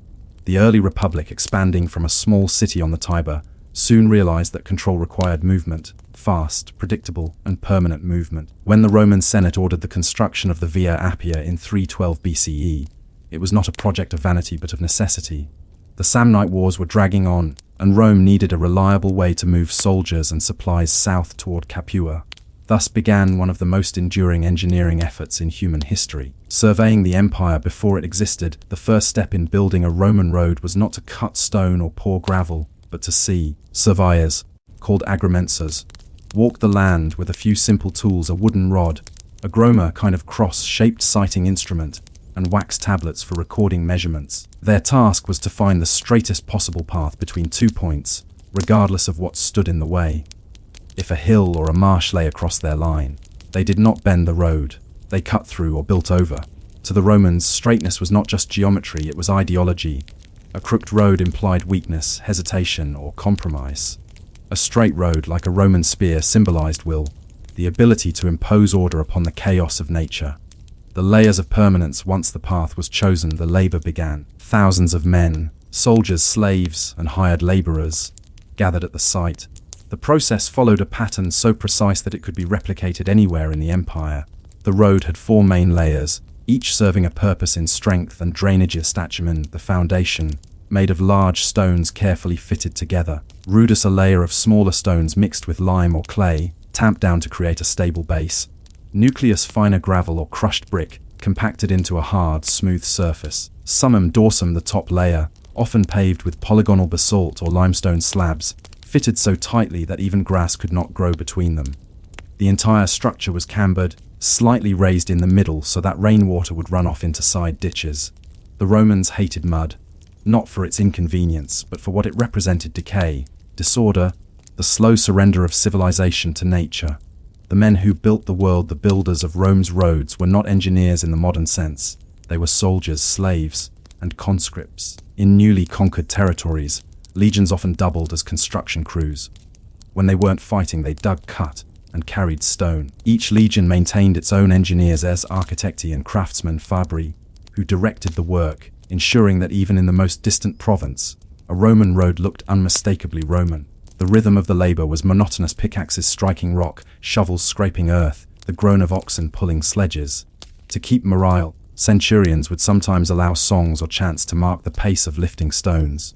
The lyrics are lost to history, but fragments of military graffiti found near old roads suggest they were half mocking, half proud. An acknowledgement that the road they built might outlast their names. The geometry of power: the Via Appia, the first and most famous Roman road, ran straight as a drawn bow from Rome to Capua, and later to Brundisium on the Adriatic Sea. It spanned more than 350 miles. When it was completed, travelers could walk it in sandals, carts could roll across it in winter, and armies could march in formation for days without losing alignment. The Romans called their roads Via Militares, military ways. But as cities grew along them, merchants began to use them as well. Inns, taverns, and markets appeared at regular intervals, turning the road from a military instrument into the spine of Roman daily life. Each milestone, miliarium, carved from marble or stone, marked the distance from the heart of the empire. The golden milestone, miliarium aureum, in the Forum. Everywhere one traveled, the message was clear: all roads lead to Rome. It was not a metaphor, it was geography. The quiet bureaucracy of stone maintaining the roads required constant labor. Each province had curators viarum, officials responsible for upkeep, and teams of slaves or laborers assigned to patch stones, clean ditches, and clear landslides. They recorded every expense, from the cost of lime to the price of mule feed. Roman efficiency was not just about discipline, it was about documentation. Wax tablets found in Pompeii list contracts for road repairs: 2 denarii per day for a mason, 1 for a digger, 1 for a cart driver. Even the work of cleaning drains was itemized. It was bureaucracy as architecture, and it worked. Some roads, like the Via Flaminia and Via Aurelia, remained in active use for more than 1,000 years. Even medieval pilgrims, centuries after Rome had fallen, walked upon Roman stone. Life along the road for the traveler. The road was both a promise and a peril. Roman milestones guided the way, but robbers and wild animals made travel dangerous. To combat this, Rome established mansions, official rest houses, and mutations and relay stations for horses every few miles. At each station, fresh mounts awaited couriers carrying imperial messages. The cursus publicus, Rome's postal system, allowed letters to move from Britain to Syria in less than 2 weeks, an astonishing speed for the ancient world. Yet beyond the imperial couriers and soldiers, the roads were filled with ordinary people. Merchants selling oil or wine, farmers bringing goods to market, pilgrims visiting temples, and refugees fleeing wars. The same road that carried conquest also carried culture. Latin words, Roman laws, and architectural styles spread not by decree but by footstep, one wary traveler at a time. The dust of dominion. As the empire grew, so too did its network of roads. By the 2nd century CE, Rome maintained over 250,000 miles of road, more than 50,000 of them paved. From the misty moors of Britain to the sands of North Africa, the same pattern repeated: stone, gravel, ditch, milestone. It was a quite empire of geometry. The roads allowed Rome not only to conquer but to endure. Even after legions withdrew and cities crumbled, the roads remained, directing new civilizations along ancient lines. The medieval kingdoms of Europe inherited them like ghostly scaffolds. Monks followed them on pilgrimages, merchants used them for trade, kings repaired them without remembering who had first laid the stones. Every empire since, Byzantine, Ottoman, even modern European, has walked in Rome's footsteps. The road as memory today. Archaeologists who excavate Roman roads often remark on their stillness. The stones are cold, grey and precise, but if you kneel close, you can see the faint grooves where carts once rolled. Parallel lines worn into the stone over centuries. Some roads still bear the marks of iron tires from wagons that passed before the time of Christ. The indentations are shallow but permanent, a kind of memory in stone. It is strange to think that something so unremarkable, a road, could be one of history's most enduring artifacts. But that is the essence of Roman genius, not drama, but durability. An unfinished journey. The Roman road system was both a triumph and a trap. It allowed the empire to expand rapidly, but it also made it rigid. The same network that carried legions outward also carried enemies inward. When barbarians invaded, they too followed the roads. The stones that had once carried Rome's armies now guided its undoing. And yet, even in decline, the roads persisted. When Rome's empire faded, the roads refused to vanish. They remained, indifferent to who ruled above them. And so we end this first section where all Roman roads begin, at the meeting of stone and will, where human endurance meets the unyielding world and insists, quietly but permanently, that order can exist within chaos. But how did these roads transform from lines of conquest into pathways of civilization, carrying trade, culture, and even religion long after Rome fell? The Roman road was not built to last for centuries, yet it did. It was meant to serve the needs of empire, the march of legions, the movement of goods, the control of distant provinces. But something strange happened over time. The road, born of conquest, began to teach the world how to live. The road as an organism. In the early empire, the Roman road network was a marvel of administration. More than 250,000 miles of interconnected routes from the red sands of Africa to the cold fog of Britannia. Each province, each outpost, each city was stitched into the empire by a thin, hard line of stone. These lines converged on Rome itself as veins converge on a heart. Messages, taxes, and grain flowed inward. Law, culture, and authority flowed outward. To live anywhere within the Roman world was to live along a road. Towns grew up where roads crossed rivers or joined other roads. Markets sprouted near milestones, where traders waited for passing travelers. Temples were built beside rest stations, offering blessings for safe passage. The road did not just connect cities, it created them. The travelers imagine the road at midday. The sun is high, the air shimmering with heat. From one bend, a file of legionaries appears, 20 men in formation, carrying shields and gear. Behind them comes a wagon drawn by oxen, loaded with timber. Then a few riders, couriers from the cursus publicus, the imperial postal service. Their horses are foaming, their faces stern. They do not stop, for time itself is their burden. Farther back, an old man walks with a cart full of amphora filled with olive oil. A family of peasants trudges along the roadside, carrying chickens in wicker cages. A priest in a white toga moves quietly in the opposite direction, bound for a provincial shrine. The road is democracy in its most ancient form. All classes, all purposes, sharing the same stones beneath their feet. Each footprint leaves its dust, each wheel its mark, and together they weave the subtle rhythm of empire. The trade of the world, the Roman roads were not built for commerce, but commerce followed them as faithfully as shadow follows light. From Spain came olive oil and silver, from Gaul, wine and wool, from Egypt, grain, from the Levant, glass and linen. Spices and silk from Asia entered through the eastern ports, then travelled west by road, sometimes carried by merchants who spoke little Latin, but understood the universal language of coin. The same road that bore soldiers to conquest carried caravans of goods back in peace. The Via Appia, the Queen of Roads, became a parade of wealth. At every 10th milestone there were taverns, inns and markets. Roadside vendors sold bread, wine, and salted fish to weary travellers. Even beggars and performers gathered there, for where people moved, life gathered. The Romans measured distance in miles, but they measured prosperity in motion. The postal empire, Rome's postal system, the cursus publicus, was perhaps the most advanced communication network in antiquity. Stations were placed every 5 to 10 miles, stocked with fresh horses, fodder, and sleeping quarters. A courier could carry an imperial message from Britain to Syria in 2 weeks, an almost impossible speed for the time.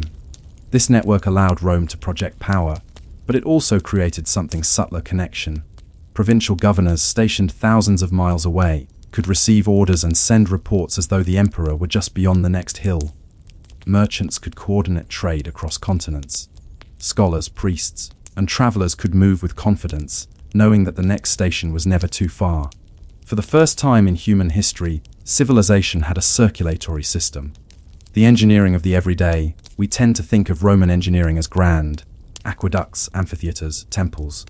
But it was in the ordinary where their genius truly lived. A well-built Roman road could drain itself even during heavy rain. The ditches along its edges carried runoff into culverts. Bridges were built with such balance that they could withstand floods for centuries. In Britain, archaeologists have found Roman roads buried beneath modern highways, still perfectly aligned. Their builders used no steel, no modern machinery, only stone, gravel, and geometry.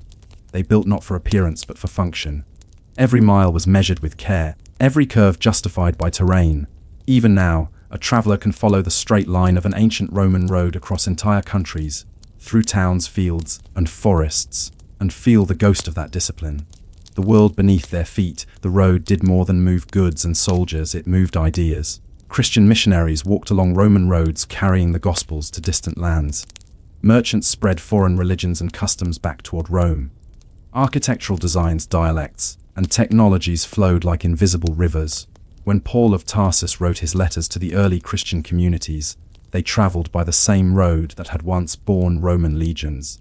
The empire, without intending it, had built the very infrastructure through which new beliefs could challenge its power. In time, the roads that carried Caesar's orders also carried Christ's words. The builder's legacy, most road builders were forgotten. Their names were not carved into milestones, their faces never appeared in mosaics. They worked in silence, often in dangerous conditions, quarrying rock, mixing lime, hauling loads under the Mediterranean sun. Their pay was meager, their lives short, and yet the roads they built endured beyond emperors.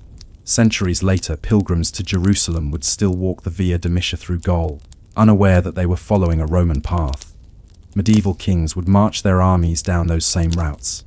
And in the 20th century, when modern highways were laid, surveyors realized, again and again, that the straightest, most stable paths were already chosen by Rome. The stones of the Republic had outlasted even the nations that replaced it.